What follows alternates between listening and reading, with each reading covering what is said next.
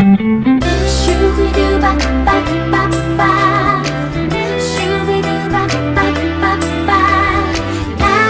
빼고 다 아는 경제 상식.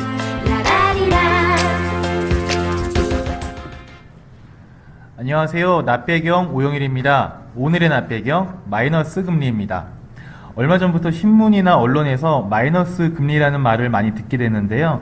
이게 무슨 말인지 도통 이해가 안 된다는 이야기를 많이 들었습니다. 그리고 마이너스 금리가 정확히 어떤 건지, 마이너스 금리라는 것이 가능한 것인지에 대한 질문을 많이 받았는데요. 오늘은 마이너스 금리가 어떤 것이며 실제로 어떻게 활용되고 있는지 정리해 보겠습니다. 우리가 일반적으로 알고 있는 금리라는 것은 웃돈을 얹어서 받는 거죠. 100만 원을 은행에 맡기면 102만 원을 받는 것, 이게 바로 이자인데요. 마이너스 금리라는 것은 100만 원을 맡기고도 돈을 찾을 때는 98만 원만 받게 되는 겁니다. 좀 이상한 일이죠. 또는 대출을 받을 때는 100만 원을 빌려서 마이너스 금리이니 98만 원만 갚아도 된다는 것입니다. 참 이런 희한한 일이 과연 가능한 일이냐? 자, 결론부터 말씀드리면 가능합니다. 실제로도 마이너스 금리가 적용되는 부분이 꽤나 많이 있습니다.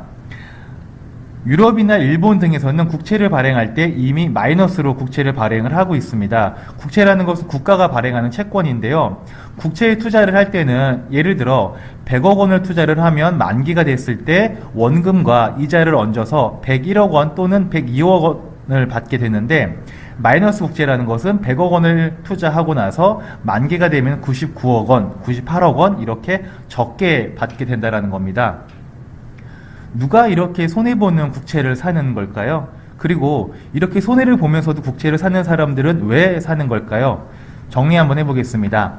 이렇게 마이너스 금리를 이해를 하시려면 먼저 두 가지를 알아두시면 참 편하게 이해가 되실 겁니다. 첫 번째는 지급준비금이라는 거고요. 두 번째는 실질금리라는 개념입니다. 지급준비금은 시중은행, 그러니까 국민은행, 하나은행, 신한은행 이런 은행들이 중앙은행인 한국은행에 맡기는 돈입니다. 자, 지급준비금은 어떤 거냐면 은행은 고객에게 돈을 받으면 그 돈으로 대출을 해줘서 수익을 창출을 하죠. 그런데 돈을 맡긴 고객이 급하게 돈 쓸 곳이 생겨서 은행에 돈을 찾으러 갑니다. 그런데 은행에 대출로 돈을 다 내보내줘서 은행 금고 안에는 돈이 하나도 없고 텅텅 비어 있습니다. 그러면 고객에게 돌려줄 돈이 없게 되겠죠. 그래서 은행들은 고객에게 받은 돈 중 일부를 한국은행에 맡겨두게 되어 있습니다. 갑자기 고객의 돈을 찾으러 가도 은행이 돈을 지급해주지 못하는 일이 발생하지 않도록 이렇게 제도화 시켜놓은 거죠. 이렇게 은행이, 시중은행이 한국은행에 맡기는 돈을 바로 지급준비금이라고 이야기를 합니다. 실질금리라는 것은 이자의, 표면적인 이자의 물가를 합한 것인데요. 일반적으로 이렇게 보면 될 것 같습니다. 만원짜리가 하나 있는데 2%의 이자가 붙어서 1,200원이 되었습니다. 그리고 1년 전에 수박이 만원이었었는데 지금도 가격 변동이 없어서 똑같이 만원입니다. 그러면 내 돈은 2%가 플러스이다 라고 볼 수가 있는 거고요.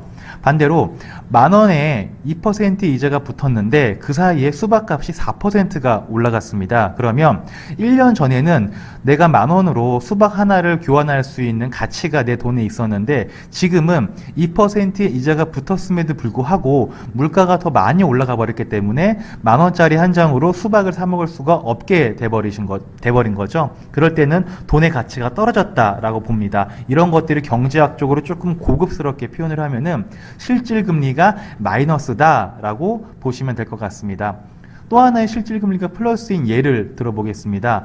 만원짜리에서 이자가 전혀 붙지 않아서 그냥 내 돈은 만원으로 똑같습니다. 그런데 물가가 1%가 떨어집니다. 그러면 수박 가격이 만원에서 9,900원으로 떨어지는 거죠. 나는 만원짜리 하나로 수박을 사고도 100원이라는 돈이 남게 됩니다. 이런 경우가 바로 실질금리가 플러스이다라고 볼 수가 있는 거죠. 참 재밌는 거죠. 나는 이자를 전혀 받은 게 없지만 물가가 떨어짐으로 인해서 내 돈의 가치가 올라간 것, 그게 바로 플러스가 된다라고 표현을 하게 됩니다. 자, 이렇게 지급준비금은 시중은행이 고객에게 받은 돈 중에 일부를 중앙은행에 넣어두는 것이고요. 실질금리는 이자에 물가를 더한 것이 바로 실질금리입니다. 자, 이제 이 두 가지 개념을 정리했기 때문에 마이너스 금리에 대해서 이해하시는 게 조금 더 용이해지셨을 것 같습니다.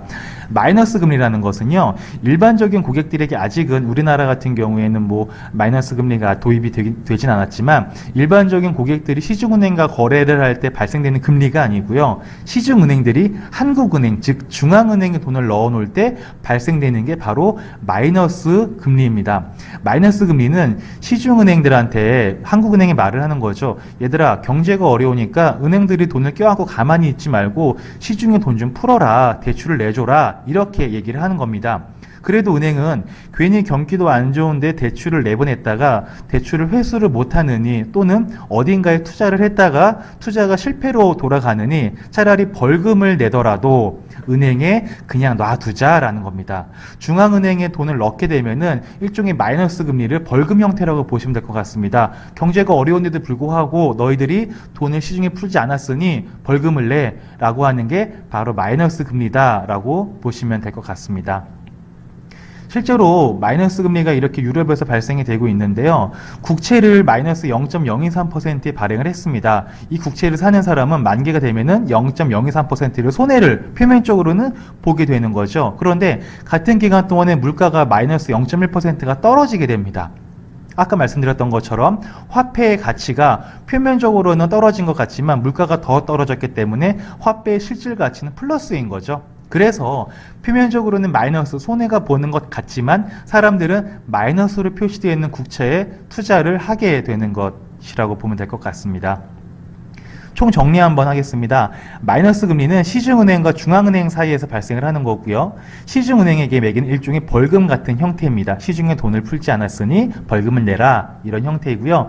시중은행들이 물가가 하락될 것으로 예상이 되고 돈의 가치가 상승할 것으로 예상이 되다 보니까 마이너스 금리임에도 불구하고 국채를, 마이너스로 되어 있는 국채를 사기도 한다라고 보시면 될 것 같고요. 물가 하락보다 마이너스 금리가 작기 때문에 실질 금리는 플러스다. 그래서 마이너스 금리가 가능하다라고 보시면 될 것 같습니다. 이상 마이너스 금리에 대해서 정리를 했고요. 마이너스 금리라는 자체는 경제의 일반적인 틀을 좀 이해하고 있지 않은 상태에서는 이해하기 어려울 수 있는 부분이긴 하지만 제가 정리 한번 해봤는데 이 정리만 가지고 조금 이해가 부족하실 수도 있거든요. 그러면 개인적으로 문자나 카톡, 메일 주시면 한 번 더 정확하게 답변을 드리도록 하겠습니다. 이상 납배경 마이너스 금리였습니다.